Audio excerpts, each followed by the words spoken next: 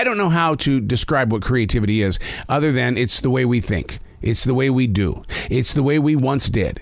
It's everything that is and isn't, and why isn't it always a good thing? Because creativity is an addiction. It will always try new things, and the rest of your body is going, I don't want to change. I don't want the challenge. But creativity is saying, come on. Unplug, because we will always say yes to creativity. Totally uncut, because we all make mistakes. So turn it into a tool. This is Arroe Unplugged. I was blessed with the opportunity to share a couple of lectures this week with schools of broadcasting.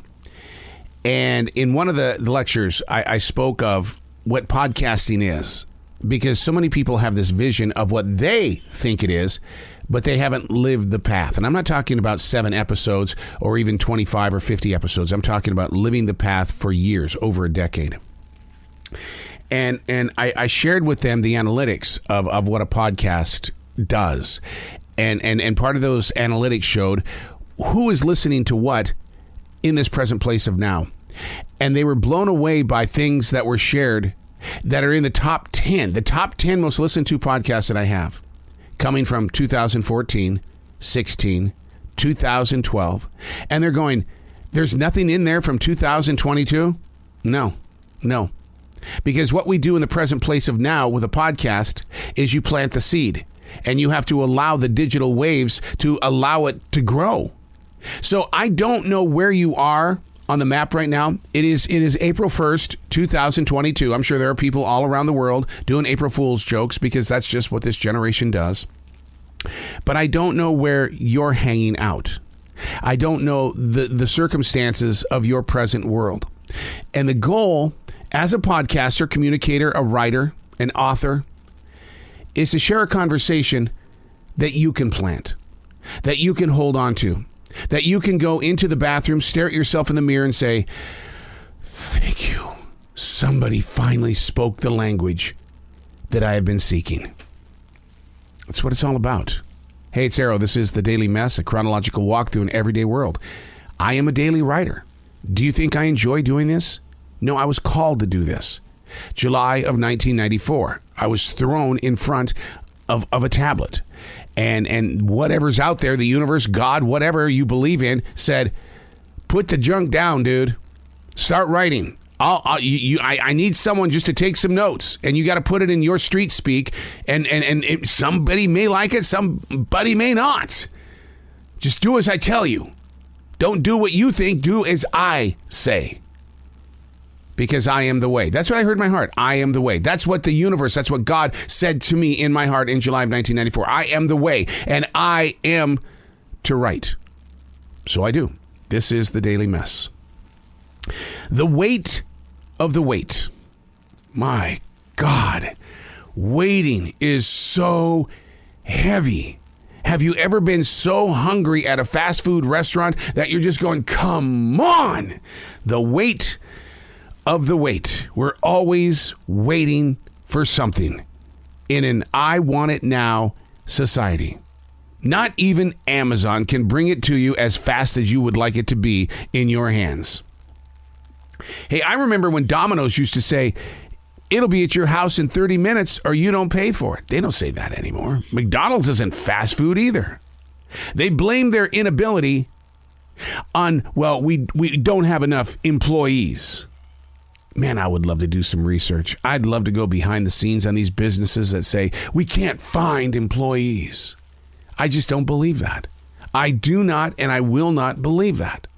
What I will believe is that they are bottom lining their business. We can only have so many employees. And then if somebody says, well, why is there only one cash register open? Well, we can't find enough employees. I'm going to be open and transparent with you. I have enough people come up to me on a daily basis in the position that I hold, and they say, I have applied for a job in this business so many times, and nobody is answering me. And yet, I will hear those above me. We can't find anybody. And you're going, who's lying here? Who's... The mail delivery service is never the same 2 days straight. Some days they arrive at 1 o'clock. Other days they arrive at 6 p.m. They're never on time. And it's never the same. The weight of the wait. We want this war in Ukraine to be over. It's yesterday's news. Get it over with, man. Don't tell me that it's 36 days into this. No, we don't want it. We're tired of waiting for the peace. Somebody's got to say the right thing. Get this thing over with. Well, that can't happen until we figure out why this disaster in history has even taken place. Does anybody know? Maybe you do in the future. What happened? Send us a text message. Or do you do that in the future? Is there something new? Oh, man, you're so lucky. You're so lucky. Who is going to pay for the rebuilding of a nation that has been torn apart like Ukraine?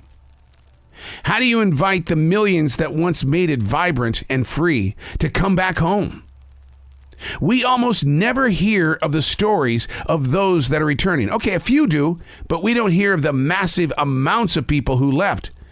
We don't hear about them coming home to rebuild. The weight of the wait. Look at the billions of dollars spent on the Powerball lottery. Billions of dollars. These people believe that one day they're going to be rich. I believe them.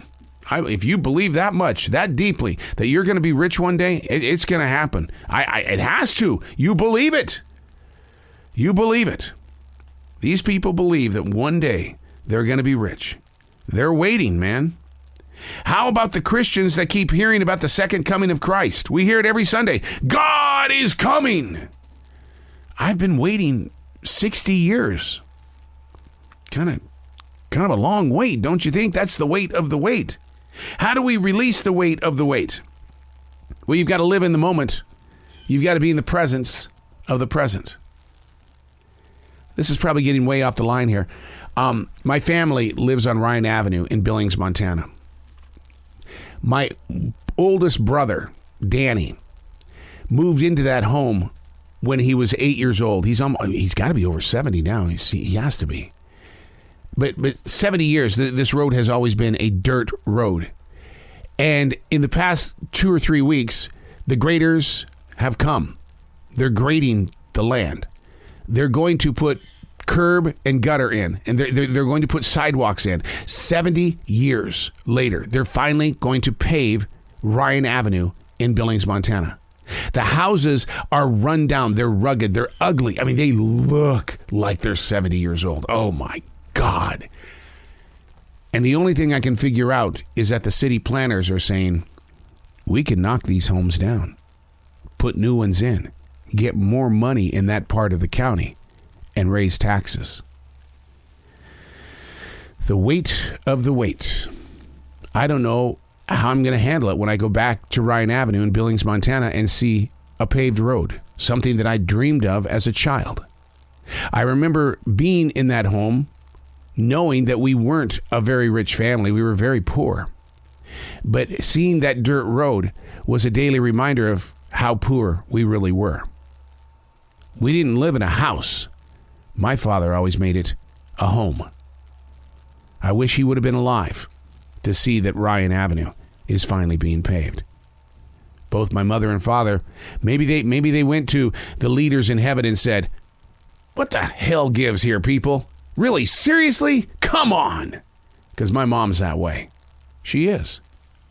She patiently would wait for the right moment by removing the weight from the wait. She lived in the moment of now.